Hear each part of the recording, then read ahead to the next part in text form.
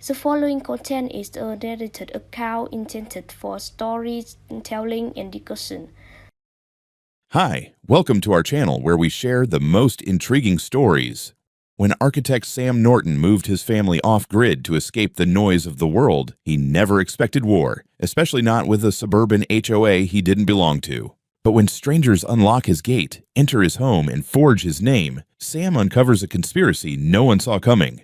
I never planned on being anyone's neighbor. That's not me being antisocial. It's just that after spending 2 decades in glass towers designing homes I'd never live in, I wanted something else. Peace, trees, a goddamn fence I could lock. So, when I bought 12 acres of old forestry land in North Georgia, I figured I'd found my endgame. And once the house was up, a solar-powered, timber-framed ranch with reclaimed windows and wide porches overlooking the hills, it felt like I'd finally built something for myself. I moved in with my wife, Ava, and our 12-year-old daughter, Harper, in mid-March. Quiet rolled across the hills like a fog. Birds, wind, the occasional deer. That was all we heard. Our driveway stretched half a mile through the woods, curving off the public road before cutting across a skinny strip of county land and up to the main gate I had installed myself. Full metal swing gate, remote-controlled motion-activated camera, 4-digit keypad, and a backup lock. Not cheap, but this wasn't some white picket suburban stroll. This was my land. No one got in unless I let them. Across the road, a few hundred yards downhill, sat a neighborhood that was anything but quiet. Pine Vale Estates. Identical brick boxes, plastic shrubs, pre-painted doors. HOA Central. I hadn't thought much of it when I bought the land. My realtor made it clear I was outside their jurisdiction entirely. My land was independent, off-grid in spirit, and legally detached from the cookie-cutter hellscape below. Then, about 4 weeks after we'd settled in, I got a letter. It came certified, sealed, with a logo that looked like it belonged on a jar of mayonnaise. Pine Vale Estates Homeowners Association. I opened it at the kitchen counter. Harper was doing homework. Ava was chopping onions. I wasn't ready for what I read. Mr. Samuel Norton, in accordance with Pine Vale Estates HOA Covenant Section 12.3, all perimeter access ways must remain unlocked and unobstructed to allow for regular community security inspections and safety audits. Furthermore, in order to ensure compliance with community housing standards, a representative of the HOA may request access to any property adjacent to the HOA boundary for review of residential conditions and resident behavior. Your locking gate and surveillance equipment are currently in violation of this policy. Please remove all access restrictions within 7 days to avoid enforcement actions and associated penalties. Respectfully, Karen Cheney, President, Pine Vale Estates HOA.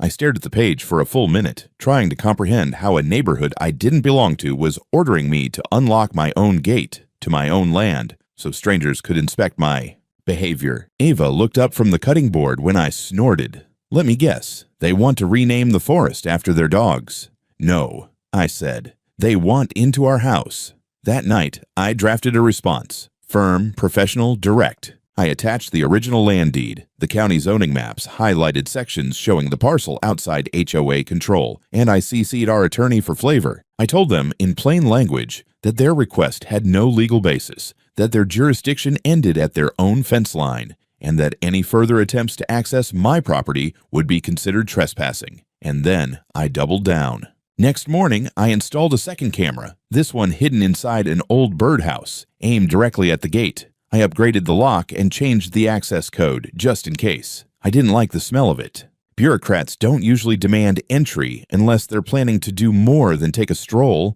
I figured that would be the end of it. Maybe a grumble, maybe another letter. What I didn't expect was what happened less than 24 hours later. It was a Tuesday morning, early spring chill still hanging in the air. I was pouring coffee when I saw them on the gate cam. 2 men in polo shirts, each with a lanyard around his neck. One had a tablet, the other a clipboard. Both were trying the keypad like they were waiting on it to unlock itself. When that didn't work, clipboard guy leaned over and physically shook the gate like he thought he could jostle it open. Tablet guy took a few steps back and started snapping pictures of the fence, the keypad, the driveway beyond. They didn't press the call button. They didn't leave a note. They were there less than 5 minutes, then turned and walked back down the gravel path toward the road, chatting casually like it was just another inspection. I called the sheriff's non-emergency line, gave them the full rundown: unauthorized entry attempt, private land, no warrant, no cause. They sent someone out about 2 hours later. Uniformed, lean, about 50, with mirrored shades and a familiar smirk. "Deputy Ray Parsons," he said. "You called about some HOA guys poking around." "Yeah," I said, opening the gate for him. "I've got footage. You want to see it?" He held up a hand. "That's all right. I know Karen. Probably just a misunderstanding. Pine Vale's a tight-knit place. They've got procedures. She sent people to my house, on my property. That's not a procedure. That's trespass." He shrugged, like I'd complained about a neighbor playing their music too loud. "It's a private dispute. Nothing criminal here unless someone climbs the fence or forces entry." I stared at him. "So, if I walk onto your land and start taking photos of your kids' bikes, that's just a misunderstanding too?" He didn't answer, just gave me a little nod, climbed into his cruiser, and drove off. I spent the rest of the day reviewing footage, backing up files, logging timestamps. And then I did something I hadn't planned to do so soon. I filed an official complaint with the county sheriff's office. I wasn't looking for drama. I just wanted to be left alone. But Pine Vale and Karen Chaney clearly had other ideas. I was in my studio the following week when my phone buzzed with the kind of call every married man recognizes immediately, the "there's something seriously wrong" call. Ava's voice came through shaky and thin, like she was forcing it through a clenched jaw. "Sam, the gate is open." I froze. Open how? As in wide, as in not locked, and someone is in the house. For a few seconds, I couldn't breathe.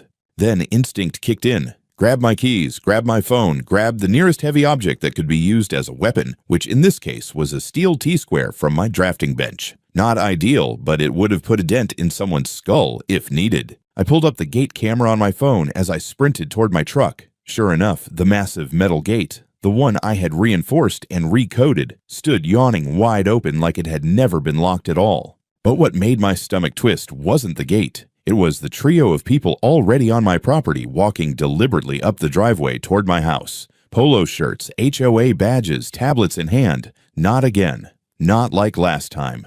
Worse. I jumped in my truck and floored it, gravel spitting behind me. My heart hammered so hard it felt like it might crack my ribs. All I could think about was Eva and Harper inside a house that strangers had walked into like it was a model home on display. When I reached the clearing and parked in front of the house, the scene hit me like a punch.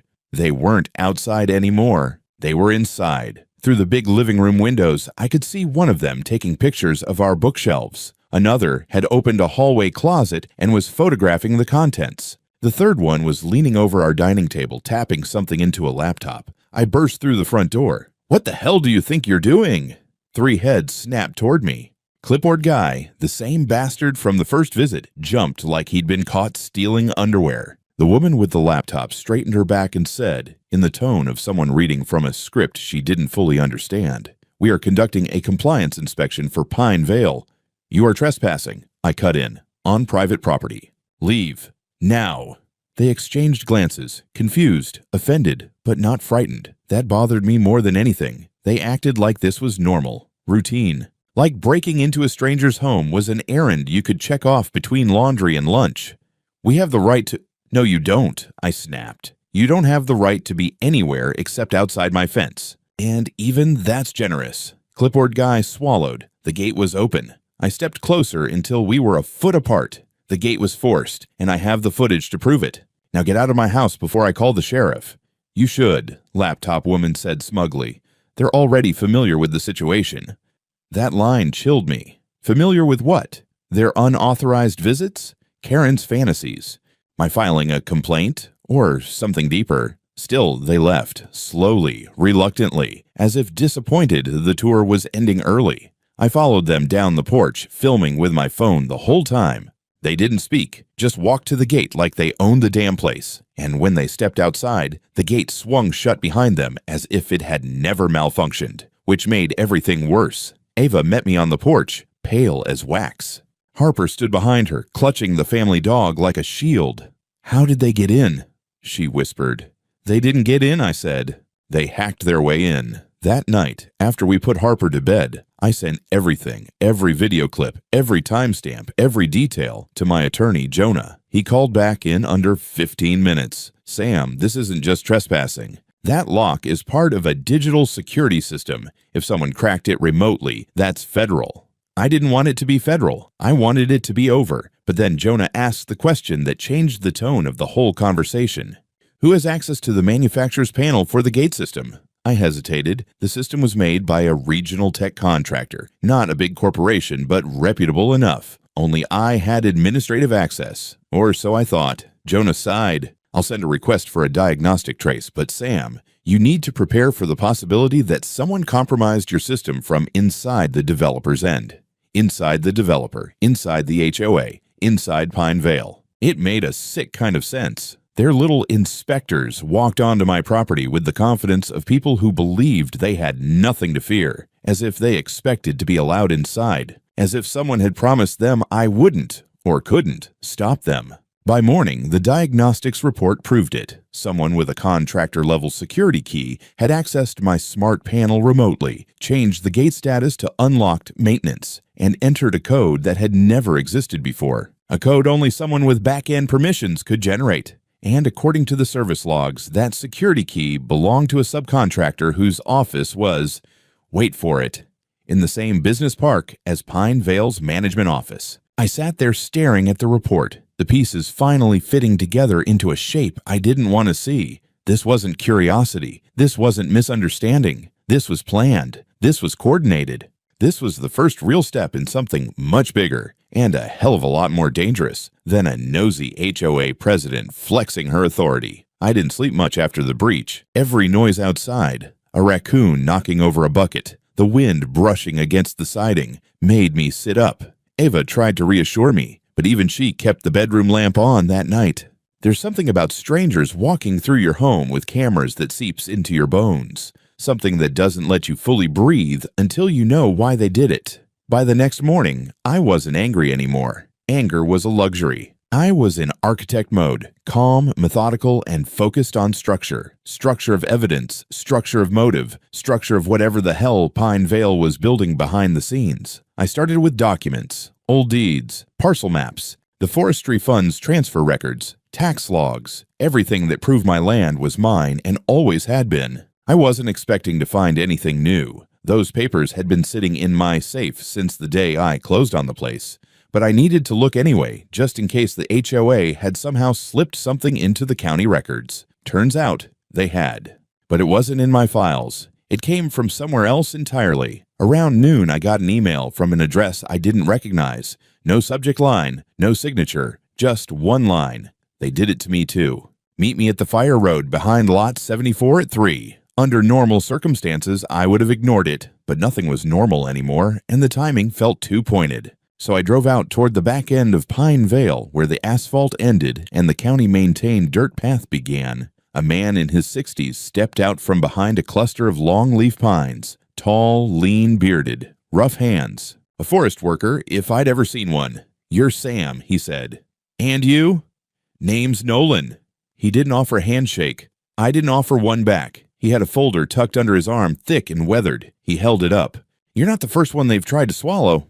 I didn't react, but something inside me tightened. He flipped the folder open. Inside was a stack of papers, copies of letters, county notices, and what looked like an inspection order from Pine Vale dated almost 2 years earlier. I scanned the top page. My skin prickled. It looked almost identical to the letter they'd sent me. Same phrasing, same tone, same threat of community standard review. But unlike me, Nolan hadn't had digital cameras, remote locks, or a fondness for documenting everything. "I didn't take them seriously," he said with a shrug. "Lived on my land for 37 years. Didn't think I had to." He pulled out another sheet. My stomach dropped. It was a voluntary HOA membership consent form. The signature at the bottom was his name, only it wasn't his handwriting. The date was typed as July 15th, but the notary stamp was dated July 22nd. Sloppy. And bold. "They forged it," I said. "Yeah," he replied. "And when I contested it, they claimed I'd damn well forgotten signing it, said it was standard integration protocol." "Did they try accessing your house?" "Didn't get that far. Caught them on my porch, though, 3 of them. like a pack of raccoons with clipboards. He said it lightly, but his eyes told me he had been more scared than he was willing to admit. What happened? I asked. He blew out a slow breath. I fought them, took them to county court. Judge didn't buy their crap, but Pine Vale's got friends in the clerk's office. They appealed. It dragged out for almost a year until I finally found an old forestry deed with original signatures. Without it, they would have absorbed my land into their boundary map. The folder in his hands suddenly made sense. It wasn't just his case history. It was a warning. Sam, he said quietly, these people aren't just overreaching. They're strategic. They pick off landowners out here one by one because we're scattered and easy to isolate. They forge consent. They file fake boundary adjustments. They use their people inside the county records office to make it look official. And the inspections, I asked. Cover stories, he said.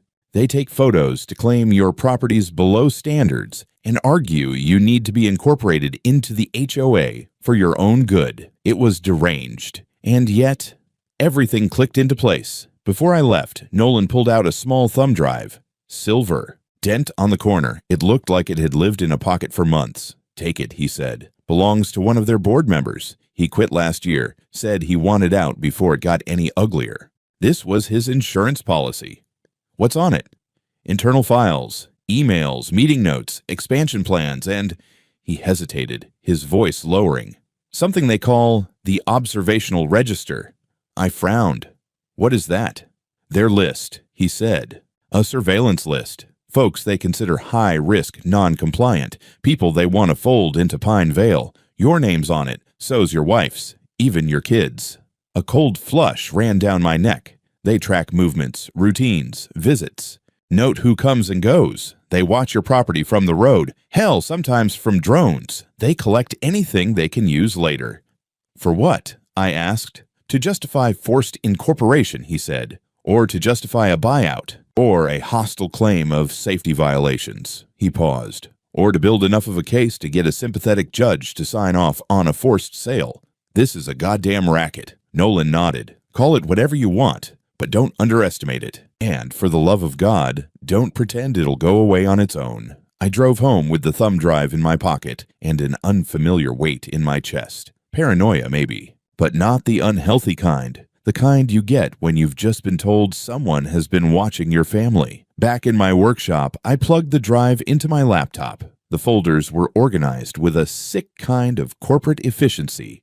Boundary integration. Behavioral reviews. Non-compliance protocols. And then one marked simply, Acquisition, Norton Parcel. Inside was a scanned contract labeled Pending Transfer Agreement, Parcel 8C. My parcel, complete with my forged signature, and a line stating that I had sold the lower acre of my land to Pine Vale Estates for the grand total of $1, a $1 transfer, a classic red flag move in fraudulent property deals. They hadn't just trespassed. They hadn't just hacked my gate. They had already prepared the paperwork to steal my land. And according to their files, I was not the first. I was just next on the list. I didn't think Karen Chaney would come to my door herself. People like her usually send emails written in faux legalese or hide behind HOA board meetings with coffee in branded paper cups. They don't show up uninvited. They don't get their shoes dirty. But the universe has a taste for dramatic irony. And around 9:30 that Friday morning, a sleek black SUV rolled up to my gate. The camera feed popped up on my phone. Front and center in tailored navy slacks and a white blouse that practically screamed, I'm in charge, stood Karen Chaney, flanked by a heavy-set man in sunglasses who looked like he was paid to pretend to be security. I didn't buzz her in. She just stood there, waiting, arms crossed, foot tapping. After 5 minutes, my phone lit up again. Unknown caller. I answered. Mr. Norton, came the crisp voice. This is Karen Chaney. I believe we have some things to discuss, ideally in person. You can email me, I said flatly. I think this is a conversation best held face-to-face, unless you'd rather continue this escalation through litigation, which would be unfortunate. That did it. I walked down the driveway slowly, letting the sun heat my neck, letting her wait. I opened the gate by hand and stepped aside, not out of courtesy, but because I didn't want her boots on my property more than necessary. She entered like a woman used to being obeyed. I appreciate your time, she said, giving me a business-like smile that didn't reach her eyes. Make it quick. She didn't flinch. I understand you've had some concerns about our role in maintaining community standards. You mean trespassing, hacking my gate, forging ownership documents. That kind of role? Karen's smile thinned. I'm here to offer a solution. She pulled out a folder from her oversized leather bag. Inside, glossy papers neatly tabbed, the kind you bring to real estate closings. She flipped to a page near the front and turned it toward me. We're prepared to compensate you, she said. $150,000, tax-free, in exchange for formal integration of your property into Pine Vale Estates oversight. I laughed. It just came out, short, sharp, ugly. You're trying to buy my silence. I'm trying to resolve a situation amicably. This offer includes membership benefits, access to community resources, and a guaranteed seat on the HOA advisory board. Let me get this straight, I said, stepping closer. After your people broke into my home, accessed my security system illegally, forged a deed to my land, and put my daughter on some Orwellian watch list, you think I want a seat at your table? Karen's expression darkened. Be reasonable, Mr.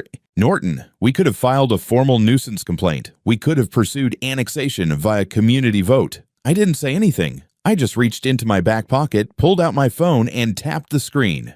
Recording. Karen's mouth snapped shut. Yeah, I said, this whole time. You can't. Oh, I absolutely can. Georgia's a one-party consent state, and you're standing on my property. Her mask cracked for just a second, lips twitching, nostrils flaring, before she snatched the folder back and shoved it into her bag. Then, in a move so theatrical I almost admired it, she reached into the side pocket and yanked out a large laminated color map. Then let me be perfectly clear, she said, unfolding it with a snap. It was a development blueprint. Future expansion plans, property outlines, infrastructure overlays, and right in the center of the upper section, in bold red ink, was a shaded parcel marked Acquired Parcel 8C. My land. Not proposed, not pending, already marked acquired. I stared at it. She saw the moment I understood, saw it land, saw the color drain from my face, and in that moment, she smiled. You were never outside our reach, she said. You were just late to realize it. Something in me broke open then. Not rage, not fear, clarity, cold and sharp as a scalpel. You've made a mistake, I said. Oh, she replied, eyebrows raised. You thought I was some quiet hillbilly with a fancy gait. You thought I'd fold. You thought I'd sign or sell or scare easy. I took a slow step forward, keeping my voice even. But you walked into my home. You touched my family. You forged my name. And you think this is over with a bribe and a blueprint? Karen shifted. Her confidence flickered. I didn't forge anything personally, she snapped. If there were administrative missteps, Save it, I said. I've already sent copies of everything to the state attorney general. Every email, every forged document, every surveillance file. Her face dropped. I'm not fighting this alone anymore, I added. I know what you've done to others. I've met them. Compared signatures. Compared stories. For a long moment, she said nothing. Then she spun on her heel and walked briskly back to her SUV. Her security guy followed without a word. She didn't even look back as the gate creaked shut behind her. I watched them disappear down the hill, dust kicking up behind the tires. And for the first time in weeks, I felt calm, because now it was a real war. And I'd just fired the first shot. I gave myself one night to breathe, not relax, just breathe. I sat out on the porch with Ava, watched the sun sink behind the ridge, and tried to let the calm settle in. But even as I held her hand, I could feel it. The sense that something was still moving beneath the surface, slow and predatory. Like Karen's SUV had left behind a scent, and whatever she represented hadn't actually gone anywhere, just regrouped. By morning, I was back in the war room, my office/studio, now completely transformed into an evidence bunker. Every document Nolan had given me, every file from the flash drive, every blueprint, email thread, and HOA meeting transcript. It was a mess of overlapping crimes. The more I pulled at it, the more the pattern emerged. They weren't just shady. They were systematic. I looped in Jonah, my attorney, again. We didn't do a phone call this time. We met in person at his downtown office, with the kind of seriousness usually reserved for corporate fraud cases. This isn't just harassment, I told him, setting down a binder labeled HOA Internal 2021-2023. This is organized land acquisition." He flipped through the pages, his expression growing darker with each turn. "Jesus," he muttered. "They've been doing this for years." They had a name for it: jurisdictional reclamation strategy, a phrase straight out of a dystopian city council. It boiled down to this: identify adjacent properties with low legal defense, apply soft pressure first, letters, inspections, fines, and if that didn't work, escalate to document manipulation, coordinated surveillance, and, if needed, digital infiltration. Jonah pushed his glasses up. "You have direct evidence of a forged contract." I showed him the copy of the fake deed, the infamous $1 transfer. It bore my full name, with a signature just close enough to pass at first glance. But the notary stamp was bogus. The date was backdated, and the witness line was signed by someone who, according to LinkedIn, worked as Pine Vale's landscaping subcontractor. That alone could trigger a felony investigation, Jonah said.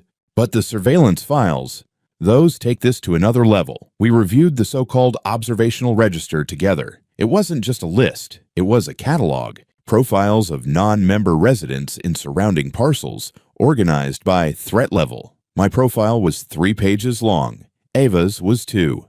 Harper's had notes about her school bus schedule and which neighbor's dog she played with. "You realize this could be civil and criminal," Jonah said, his voice tight. "There's privacy violation, trespassing, fraud, digital intrusion, document forgery, and if they submitted any of this to county officials, that adds filing false instruments." "They did," I said, and handed him a printed copy of a boundary map, filed with the local zoning office, dated 2 months ago. Parcel 8C, my land, was shaded in green, labeled as pending absorption. I hadn't signed anything, never even seen this document until I pulled it from the drive. Jonah sat back, let out a breath, then looked at me like a man deciding whether to push the red button. "We go federal," he said. "FBI? State Attorney General's office first. If we show them the right pieces, not just the HOA's behavior, but the collusion with municipal employees, this becomes too big to ignore." We spent the next 3 days compiling the submission. I added statements from Nolan and another neighbor Jonah had tracked down, a retired teacher whose water line had been accidentally rerouted after she refused to attend Pine Vale's welcome briefing. Her case had quietly settled 2 years ago, under threat of foreclosure. I also pulled metadata from my camera system to cross-reference access times with the gate panel logs. What I found confirmed everything. Multiple access attempts at hours I wasn't home, including one where the maintenance unlock was triggered via remote login originating from an IP block registered to a tech company in Savannah, a company whose CTO sat on Pine Vale's HOA advisory board. We documented it all. By the time we were done, the digital folder had over 400 pages of compiled evidence, timestamps, legal filings, screenshots, notarized statements, and technical analyses. Jonah submitted it directly to the Georgia State Attorney General's office, and then we waited. But not for long. Just 4 days later, a white SUV pulled into my driveway. But this time, it wasn't Karen. It was an investigator from the AG's office. Badge, suit, clipboard, and behind him, a quiet woman who introduced herself as a cybercrime specialist. "We received your complaint," he said calmly. "We'd like to ask you a few questions and collect some hardware for forensic analysis." I handed them everything: the flash drive, my gate system's access logs, the original documents. They spoke little, but I saw the looks on their faces, that slight widening of the eyes, the tension around the mouth. They weren't expecting it to be this big. Then came the bombshell. That same evening, I got a call from Jonah. "They confirmed," he said, not even waiting for a greeting. "There are 8 forged consents filed with the county, all adjacent to Pine Vale. 2 of the supposed signatories are dead. 1 moved out of state in 2019. The fraud isn't just real, it's wide." "And the officials who filed it?" I asked. "We'll find out," he said. "But if even one of them took money to look the other way..." He didn't finish the sentence. I already knew how it ended. Because this wasn't just about me anymore. Karen had built an empire of lies, and now that empire was starting to crack. The first arrest happened just after dawn on a Tuesday. I was halfway through my second cup of coffee when Eva pointed at the TV. Local news, live footage, a camera panning across the tidy entrance to Pine Vale Estates. A white sedan with government plates was parked at the gate. Behind it, 2 sheriff's cruisers and a pair of unmarked SUVs. The banner running across the screen read, "Breaking, HOA officials detained in alleged property fraud investigation." My phone buzzed seconds later. Jonah. "They started with the county records office," he said. 3 arrests there, all connected to zoning and title transfer departments. One of them's the guy who stamped your forged deed. Jesus. Karen's next. They have the warrant.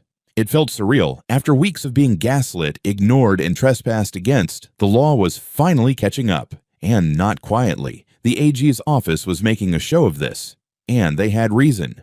The scale of what Pine Vale had done went beyond neighborhood harassment. This was organized manipulation of public records, digital intrusion, and property theft. An hour later, I got the footage I didn't even know I'd been waiting for. Karen Chaney, in a cream-colored pantsuit, hands cuffed behind her back, being led out of the HOA's administrative cottage. She wasn't yelling. She wasn't crying. She was stone-faced, head held high like a queen refusing to bow. But she was no longer in control. The charges came down hard and fast. Criminal trespass, unlawful entry, forgery of public documents, wire fraud, thanks to the gate hack, abuse of zoning authority, attempted fraudulent conveyance of property, and that was just Karen.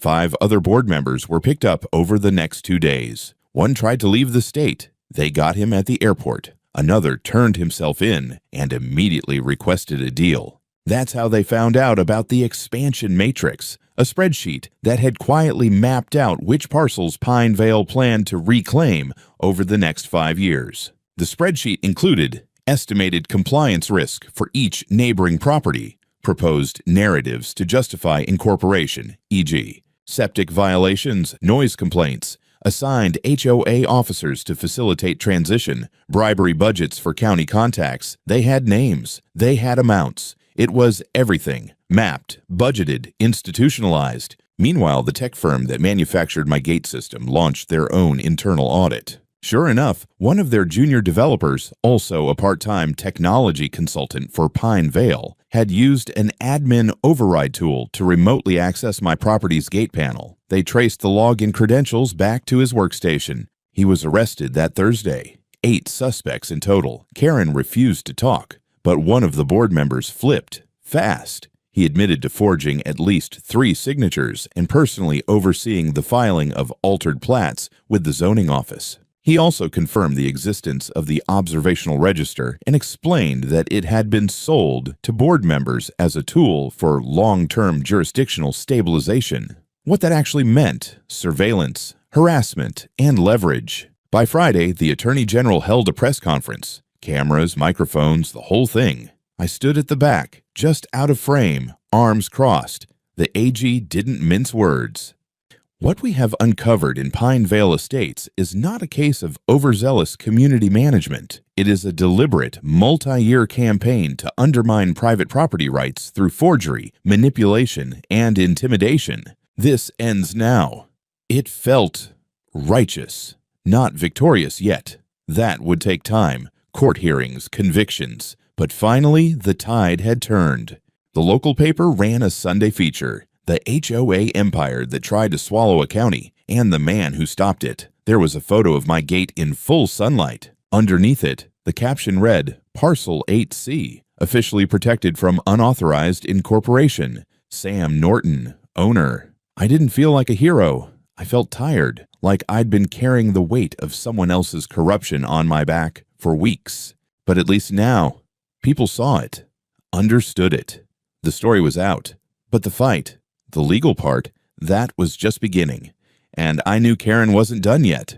Not really. People like her don't go quietly. The courthouse in Ellison County didn't look like the place where empires died. It looked like a middle school with columns, red brick, 3 stories, 1 metal detector, and the smell of dust and floor wax. But for the next several months, it became the front line in a war between truth and theatrics. Karen Chaney pled not guilty, of course. So did most of the board members. Only 2 accepted plea deals. The others, including Karen, wanted a fight. And they came prepared. Her defense team was pure theater, sharp suits, southern drawls, polished opening statements dripping with righteousness. They leaned hard into the narrative that Pine Vale's board had been acting in good faith to preserve community standards, and that any documents filed had been done through procedural misunderstanding. They painted me as a paranoid landowner with an anti-establishment complex, someone who refused to cooperate with community integration and provoked escalation through hostility.